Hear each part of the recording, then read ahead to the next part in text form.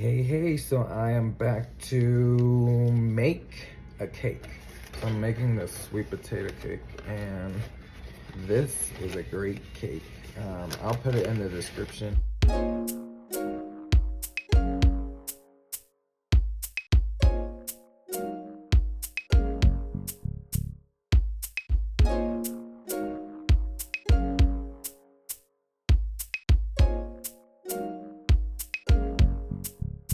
So we got all our dry ingredients in this bowl, and we just mixed it. And then we're going to cream our butter.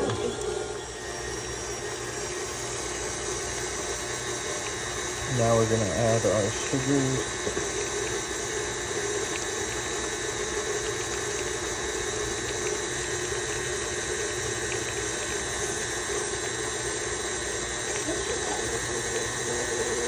So now that we have our creamed butter and sugar, we have our sweet potatoes that are all mashed, but I did use the whisk to just make it a little more fine. We don't want it to be too chunky when we're adding it to the batter. But also, I wanted to share with you, if I can find it.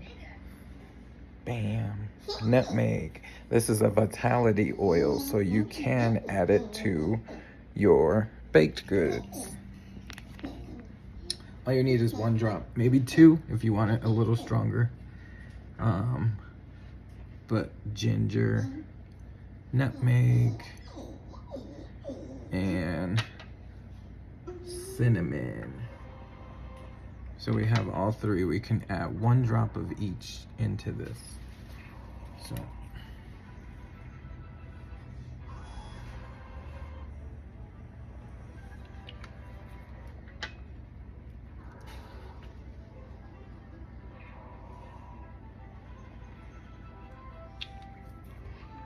and this is giving it its flavor.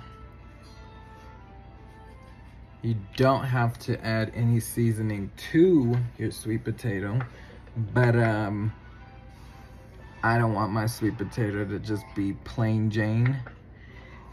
So I add a little more flavor to it and then mix it. Now the recipe only requires you to do 1.5 cups. I usually do like 1 3/4 cups. So about 1 cup and 6 ounces of sweet potato to the batter, just to bring out that sweet potato flavor. Add your egg 1 by 1 to your creamed butter and sugar.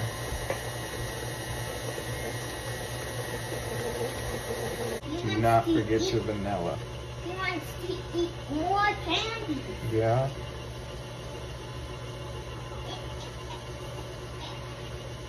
So now that I have my vanilla in here, I will add the sweet potato. And what I usually do is, again, 1 whole cup and like 6 ounces. So it's almost 2 cups, but not quite. And turn it off. I can get it in there.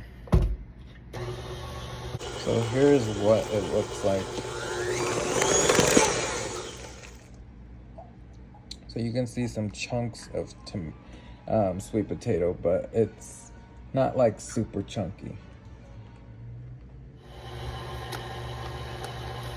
So we're gonna alternate from dry to sour cream. So I like to start with the dry first. And I usually do it in like 4 doses, if that makes sense.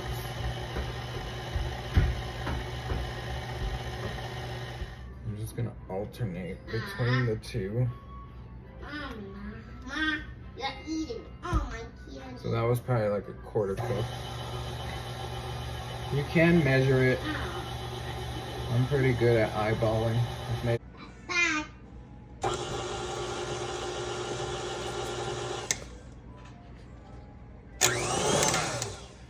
So with this recipe, I use cake flour, And I coat the bundt cake, because it is a bundt cake, with the cake flour. Well, grease it with whatever oil you're gonna use, and then just make sure you get the flour all over, including the middle part of the bundt pan. This middle section, make sure you get all that flour on that middle piece. So it should look something like this. Just make sure you get that middle piece when you're doing a bundt pan. I don't know why I say can. So we have our batter, and it's quite a bit. I didn't want to keep over mixing this, so I stopped a long time ago. But once the sour cream was mixed in here, I stopped mixing. So we got a mess going on. We got dishes, we got flour and everything everywhere. And we gotta put the sweet potato puree away in the freezer.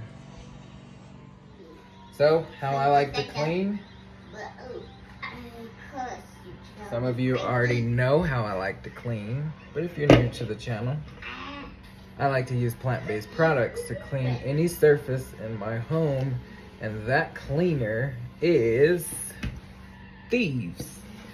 It is all natural, plant-based, and it does a great job with sanitizing, cleaning any surface in your home, like kitchens. It doesn't matter what the surface is. I made it to the finish line! Oh, yay! I'm so happy. You're so happy at me! Yes, I'm so happy at you. So you can clean any surface, and it is safe for kids to be around and safe for animals to be around. So it's a perfect cleaner. No more bleach and no more Fabuloso. You can use something a little more natural, and you will save money because you won't have to buy a bunch of cleaners to clean your house. It can clean bathrooms and stuff like that, so love using Thieves. So this is Thieves. It comes in,